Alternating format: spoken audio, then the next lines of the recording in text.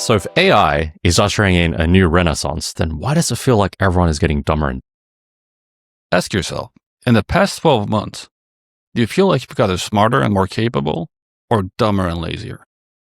So there was a recent Guardian article by Sophie McBain called "Are We Living in a Golden Age of Stupidity?" that inspired this episode. And the article was about how AI is changing the way that we think and its potential ramifications. And Tom and I work a lot with AI and have conversations with people around us about it all the time. So ask yourself this. Are you thinking for yourself, or are you quietly outsourcing your brain to some algorithm that rewards laziness and monetizes distraction? Yeah. So by the end of this episode, you're going to know how AI has changed the way that you think, what to watch out for, and how to harness it without cindering your critical thinking skills. First, how people outsource thinking to AI. Then, why this is creating a culture of intellectual passivity or lazy thinking. And finally, what this means for you and for the future. So, here's why you should listen to us. Tom has marketed over 400 courses. He's fixed positioning issues for over 900 business owners. He's owned a record label, a coffee shop, and a retail store, and he's run multiple agencies. I've built and sold a 7-figure training company. I've run operations for a multi-million-dollar education business with 4 offices and 40 employees worldwide. I've fixed operations for over 100 companies, and I've taught AI to over 13,000 business people. So, to kick this off, I want to tell a bit of a story, which is that when Tom and I were younger, which is telling our age, everyone memorized phone numbers, right? Yeah, there were a couple you wanted to know. Home number, the girlfriend number, maybe some close family, some close friends. Your mom and dad, right? Yeah. But thanks to technology now, I don't know anyone who memorizes phone numbers. We literally have a second brain or a digital brain in our hands all the time. And for the most part, that's pretty good, right? Well, I keep wondering what the cost is. Does relying on this second brain, AI, take away our abilities to remember things? And we already know that because of social media, critical thinking skills are generally in decline. And our hypothesis is that AI is simply accelerating this. So the issue with AI isn't so much the technology itself, it's that people are essentially outsourcing their thinking. You no longer have to assess information, form an argument, or synthesize ideas.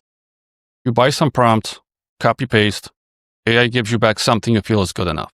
And why do we do this, Tom? Well, humans, we like to default to the easy way.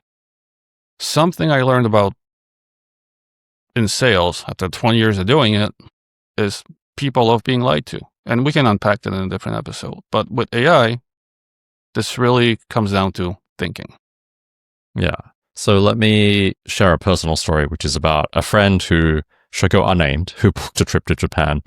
And what he did was he used ChatGPT's advice to create his itinerary, right? And what ended up happening was he ended up crisscrossing the entire country and added hours of trains and planes and automobiles of travel time for no good reason. So imagine going like Tokyo up in the north, then going to Osaka in the west, then up to Hokkaido in the far north, and then back to Fukuoka in the south. Instead of, doing it the smart way and going south, central, north, far north, right? And the thing is, he's like, AI was right. So he didn't question it. He didn't verify it. He didn't even open Google Maps to take a look at where all the cities were. He just trusted the AI's output and booked the trip.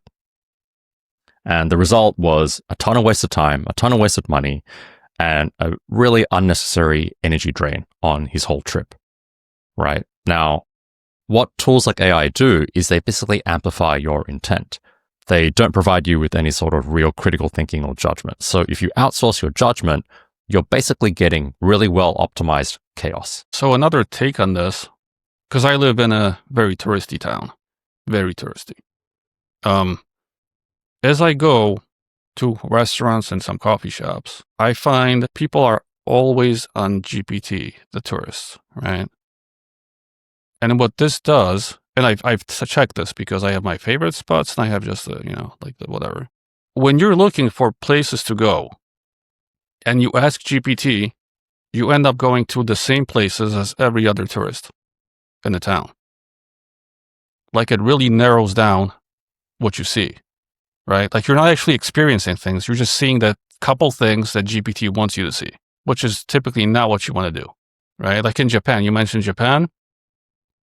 You go on Google reviews, which now will be GPT also because it's reading it, right? And if you do it in English, you will get completely different spots, the most touristy spots versus searching things in Japanese, right? So this problem extends into everyday behavior. Even after writing with AI, you forgot everything you wrote. Yeah. So there's a saying from my trading company days that I like to tell people, which is that how you do one thing is typically how you do everything. So if you outsource your thinking, that carries on into your other behaviors. And you see this as people start to get lazy about thinking in general when they can just ask an AI. So rather than start a task or a project themselves, they'll just ask the AI. And you also see people use ChatGPT as a therapist, preferring to talk to it rather than, talking to real people. And even myself, I personally find that I ask ChatGPT a lot of the times instead of doing a Google search and researching, right? And for things that don't need verification, that's probably okay. But imagine for the things that actually matter. And this is where it gets worse because it's not just about individual tasks, right? This leads into something bigger, which is lazy thinking. Why write something when AI can just write it for you? Right. Why think when AI can just think for you? Why try to remember things when AI can just look it up? So I remember back in primary school, like way back, we used to do general knowledge quizzes, like naming the capitals of Europe or historical facts. And general knowledge used to be a thing amongst kids. And today it isn't because we just Google it, right? Well, now we can just ask GPT. Right. Exactly. So there's a pattern here. Convenience is king. And that's fine, but over time, your thinking muscle atrophies if you don't use it. Yeah. So in my work, I use AI to write, and I probably will continue to do so. And yes, I do it with custom prompts, with custom models, with reference materials and all that kind of stuff. But here's the difference. I can still write something by hand. I still know how to edit, how to structure, how to think. If I had to sit down and write something without AI, I could. It would just take a little bit longer, right?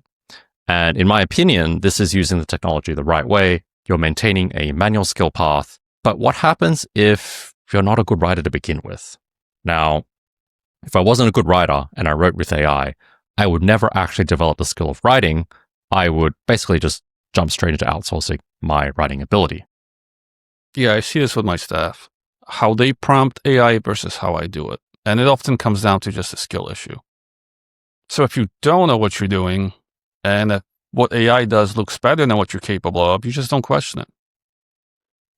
You see the output. Well, this is the best I've ever seen it. And you just go with it, even though it sucks. And they don't treat AIs like employees. And by that, I mean ones with good days, bad days, and the way they react to things. Because AIs have sort of personalities, if you think about it. And what they do look at them as is like saviors. They can just do work for them. I had one employee, in particular, I paid to learn AI. That's what she said she was doing, over 100 hours. In the end, she learned nothing. Nothing I could see, right? She bought prompts, found prompts, copied them, probably some she found on socials. I asked another expert I hired for the prompts used to write copy and the workflow.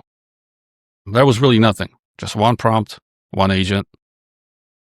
And I was like, well, I know what I'm doing, and it takes me 17 to do the same thing correctly. It's like a 90-day difference in terms of quality and approach, right? And the point we're making here is that you want to maintain your manual skill path so that AI augments your craft instead of replacing your brain. So there's a right way and there's a wrong way to use AI. Yeah, so AI is a very capable intern that can do things if you tell it how to do it and watch output carefully. Yeah. And the wrong way to use AI is to treat it as a replacement, to never develop any skills, or to let your existing skills atrophy. So the difference is whether you're 10xing what you know or trying to outsource what you don't know. Yeah, and here's where it gets really interesting. People love to call out AI slop and blame AI for being AI. They forget it's people who are causing this. Because AI could care less about posting on socials or doing your marketing outreach. So what happens if more and more of the population start using AI as a replacement? And what happens when an entire generation grows up this way? By the way, if you like what you hear, we cover AI, marketing, operations, and how to pivot out of your service business to something you can exit every week. Hit subscribe so you don't miss the next one. Now back to the important stuff. So let's talk about that, Tom. What happens to the next generation of humans who use AI? Are kids going to be critical and creative thinkers in the future, or are they just going to be drones who churn out AI-written slop essays, right? Because they're growing up with AI as native the way that smartphones were native for, say, Gen Z. And the question isn't going to be whether they use AI, because they will. The question is whether they'll develop the underlying skills at all. And this is sort of a grand generational experiment that we're running right now. Well, I just did have a baby, a daughter. So you've given this some thought. Well, right now she's still eating and peeing at the same time, so I'm more focused on fixing that. But yeah, what skills will she need? What role does school play in it other than social skills and making connections? How do I teach problem solving, grow creativity, focus on what matters? The one thought I had just yesterday was, schools say, don't use AI because you're cheating. And every job right now says use AI or you're fired. So the world she grows up in will be very different. But I just got to make sure she uses AI as an employee or a tool and not as a friend, therapist, or someone to save her or rely on, right? So there's got to be this balance of, you don't want your kid to spend too much time with it initially, but also not deprive them completely because they'll be outgunned by other kids who do know it and use it better. There's a competitive edge. And, kids copy adults without question. So it's kind of like you come back to that saying you had, like how you do one thing, you do everything. And kids will watch what you do with AI, and then they'll copy that. So AI, it's not really just about us anymore. It's kind of about what comes next as well. And the decisions we make now about how we use AI are going to shape whether kids in the future are going to have a foundation to build on or not. Or it just breeds complacency and victimhood, right? The one thing I realized lately too is, because for a minute there was this big thing of you have a job and no one should have a job, you should have a business, which is not true. But the people who have and complain about mental breakdowns a lot on socials are the people who pivoted from having long-term jobs to businesses. And this is because in a business, you no longer have the ability to play victim. You can't complain to your boss. You can't say oh, sorry, I missed this goal, but I still get paid. It's all on you. Yeah, it's all on you. Yeah. So, it all comes back to, with AI, the stakes are now generational, not just personal. Now, here's what this all means for you and what you should actually do. Yeah. So AI can make you faster, but only your own personal discipline is what's going to keep you smart, right? So you have to use the technology. It's such a productivity advantage. You'd be absolutely silly not to use AI. But you have to fight against the lazy thinking.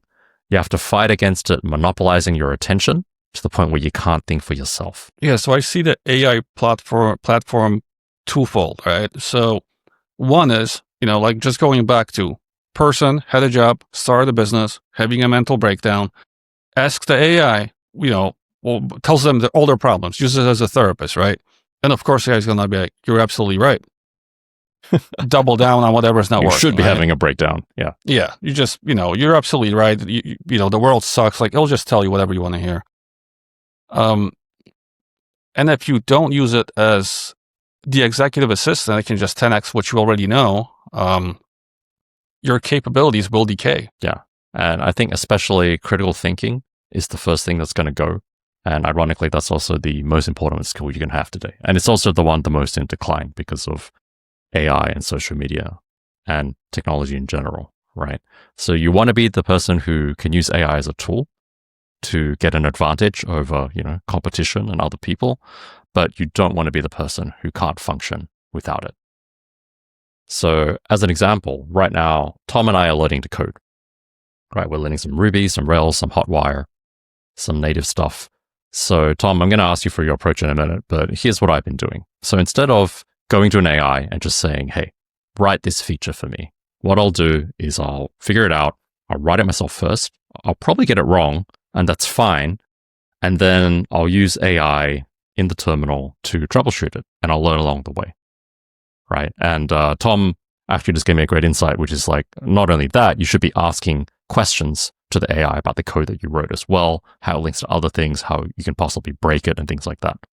And this same process of learning a skill using AI applies to writing, it applies to research, it really applies to anything to do with thinking. Yeah, because I typically give it context.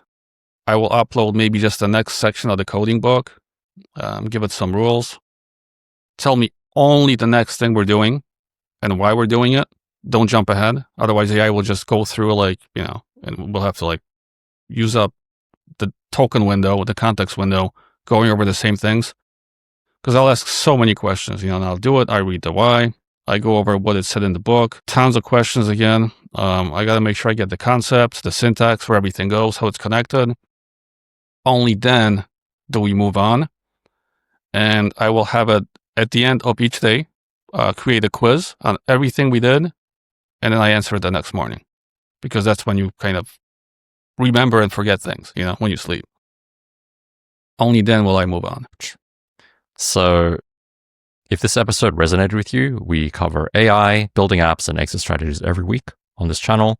Hit subscribe if you want more of this, and we'll keep you posted on Tom's AI parenting experiment and as his daughter grows up. And our evolving approach to using AI. And remember, exit only. See you in the next one.